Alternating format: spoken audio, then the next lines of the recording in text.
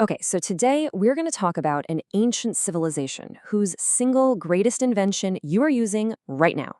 I mean, literally this very second. They were these master sailors and brilliant traders, but you know what? Their most powerful export wasn't a product at all. It was an idea that changed the world forever. Think about it. We use them every single day, right? But have you ever really stopped to wonder where our letters, ABC, actually come from? Well, the answer is this fascinating story that gets its start on the shores of the ancient Mediterranean. All right, so here's the plan. We're going to trace the story of our letters, meet the seafarers who created them, and see exactly why an alphabet was such a brilliant business tool. Then we'll take a peek inside their society and, finally, really understand their incredible lasting legacy. So, our story begins thousands of years ago. To solve this whole mystery of our alphabet, we've got to travel back in time, back to the bustling port cities all along the Mediterranean coast. Now, the answer doesn't come from some mighty empire of conquerors, which you might expect. No, it comes from a surprisingly practical group of people, a civilization of merchants and sailors who simply needed a better way to keep their books. And these people, they were the Phoenicians.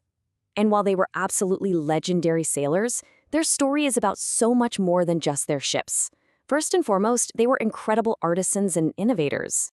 You see, their impressive ships were basically floating marketplaces, and they carried their real treasure, which was their incredible creative and artistic skill. The Phoenicians didn't just sail, they produced some of the most sought-after luxury goods in the entire ancient world.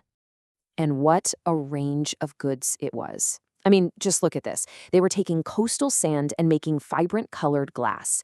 They manufactured fine linen in the city of Tyre and these intricate embroideries in Byblos.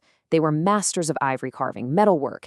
They even produced scrolls using Egyptian papyrus. But their most famous product of all? Oh, it was a dye. This stuff was called Tyrian purple, and it was a vivid dye made from literally thousands of tiny sea snails. The process was so difficult and so expensive that the dye became the ultimate symbol of luxury and power. And that right there is the reason purple became the go-to color for royalty for centuries to come. So you've got all this complex trade happening across the sea, right? Well, the Phoenicians faced a major problem, keeping track of it all. And this very practical business need, it sparked their most significant achievement. See, before the Phoenicians, writing systems like Sumerian cuneiform or Egyptian hieroglyphics used hundreds, sometimes thousands, of complex symbols. For a busy merchant, these systems were just way too slow and clumsy. They needed something fast, simple, and super efficient for their business. Their solution was absolutely revolutionary. Instead of having a symbol for every single word or idea, they made this huge conceptual leap. They created a system with just 22 symbols. That's it, and each symbol stood for a single consonant sound. This was the world's first true alphabet. Some of its first letters were called Aleph and Beth. Sound familiar? All of a sudden, traders had a fast, streamlined method of writing that pretty much anyone could learn. For business, it was a complete game changer.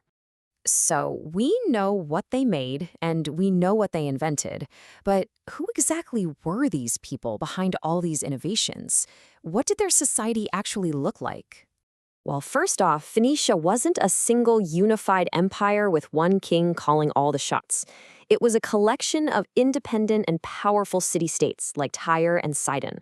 What really held them together wasn't a central government, but a shared language and a strong cultural identity that was built around trade and craftsmanship.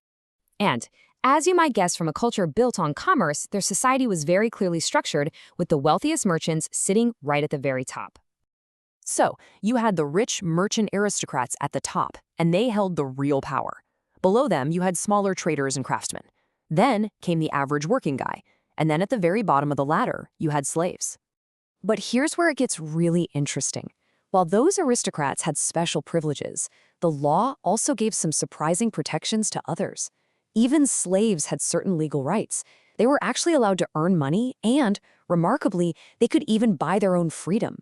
All of this builds up to their most incredible legacy. So how in the world did a simple accounting tool for ancient traders end up on screens and pages all around the world today? Well, the answer is pretty simple. It traveled with the trade. As those Phoenician ships sailed from port to port, carrying their glass and linen and purple dye, they also carried their most powerful product of all, their alphabet. And it was so practical and so easy to learn that other cultures just quickly saw its value. The ancient Greeks were one of the cultures that adopted the Phoenician script, and they made one crucial key improvement. They took the Phoenician consonant-only system and added symbols for vowel sounds. And that, well, that was the final piece of the puzzle. And there it is. That's the direct line. The script that was born from Phoenician business, perfected by the Greeks, and then passed on to the Romans, that is the foundation for the very letters we're all using right now. Your A, B, and C, yep, they all started right here. Which kind of leaves us with a final thought, doesn't it? From ancient legal codes to modern computer code, everything is built on this foundation.